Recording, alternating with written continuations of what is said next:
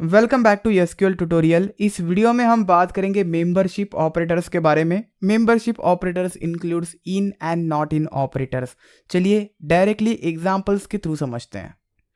कोडीयुग database के अंदर Mount Everest table है and this is the data present in this table. अब नया एक्सपीडिशन है, नए एक्सपीडिशन के लिए मुझे माउंटेनियर्स को सिलेक्ट करना है and the condition is nationality either Nepal होनी चाहिए, चाइना होनी चाहिए और इंडिया होनी चाहिए। सो आप लॉजिकल ऑपरेटर का यहाँ यूज़ कर सकते हैं। We already learned about logical और का आप यूज़ कर सकते हैं।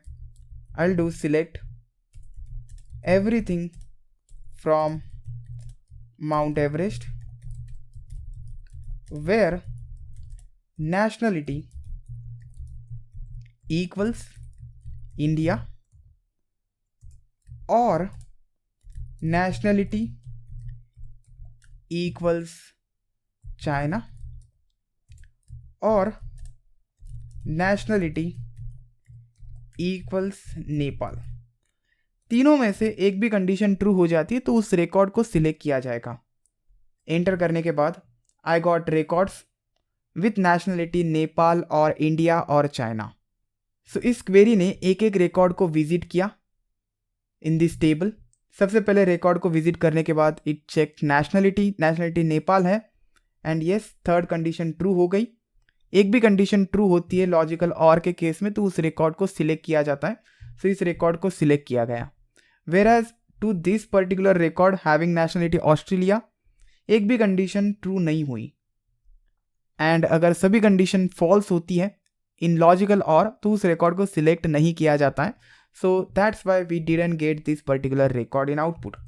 सो कुछ इस तरीके से मेरे रिक्वायरमेंट के लिए हमने क्वेरी लिखी, लेकिन ये करने की बजाय हमारे पास एक बिल्ट इन ऑपरेटर है कॉल्ड एज मेंबरशिप ऑपरेटर, उसका हम यूज़ कर सकते हैं, वो ज़्यादा इफिशियंट रहेगा।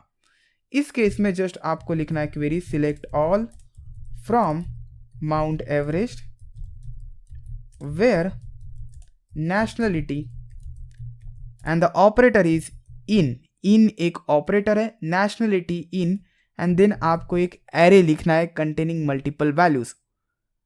so values में लिखता हूँ India, second one is Nepal and third one is China. so in operator एक मेंबरशिप ऑपरेटर है। एक एक रिकॉर्ड को विजिट करने के बाद ये मेंबरशिप ऑपरेटर चेक करता है कि नेशनलिटी उस विजिटेड रिकॉर्ड की क्या इसमें से प्रेजेंट है। अगर प्रेजेंट है तो उस रिकॉर्ड को सिलेक्ट किया जाता है। सो सपोज फर्स्ट रिकॉर्ड को विजिट किया गया, nationality is Nepal, Nepal value is here, it is present inside this, इसीलिए इस रिकॉर्ड को सिलेक्ट किया जाएगा एंड सो ऑन। सपोज ऐसे रिकॉर्ड को विजिट किया जाता है जिसकी कंट्री कंसिडर ऑस्ट्रेलिया है, तो ऑस्ट्रेलिया इसमें प्रेजेंट नहीं है।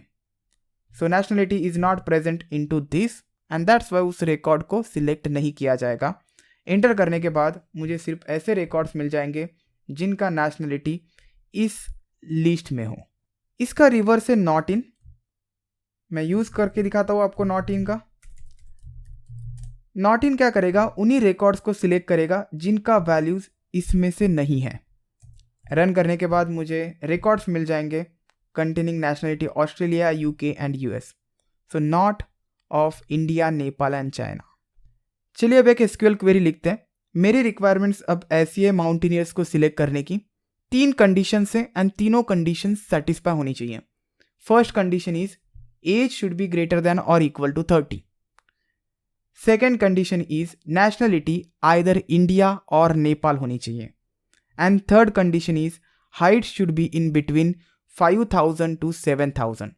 लास्ट एक्सपीडिशन में उन्होंने जो हाइट क्लाइम की है वो 5000 to 7000 होनी चाहिए।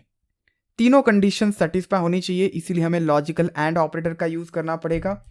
सो let's write select all from Mount Everest. आप स्पेसिफिक कॉलम्स भी सिलेक्ट कर सकते हैं। I am selecting all columns where first condition लिखता हूँ एज इज ग्रेटर देन और equal to 30, then and operator. दूसरी कंडीशन नेशनलिटी सपोज सिर्फ इंडिया चाहिए तो आप डायरेक्टली इक्वल्स इंडिया लिख सकते हैं, but I have multiple values, so I'll write here nationality in India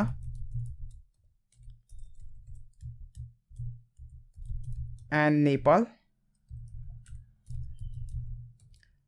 फिर से and operator, and third condition लिखता हूँ हाइट बिटवीन ऑपरेटर हमने लास्ट वीडियो में देखा था, एंड हाइट बिटवीन होनी चाहिए 5000 to 7000, and that's it. So where age is greater than or equal to 30, first condition, and nationality in India or Nepal, and height between 5000 and 7000.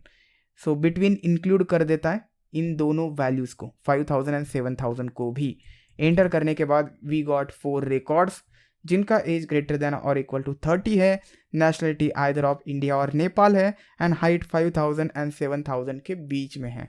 So thanks for watching this video. We'll see you next time.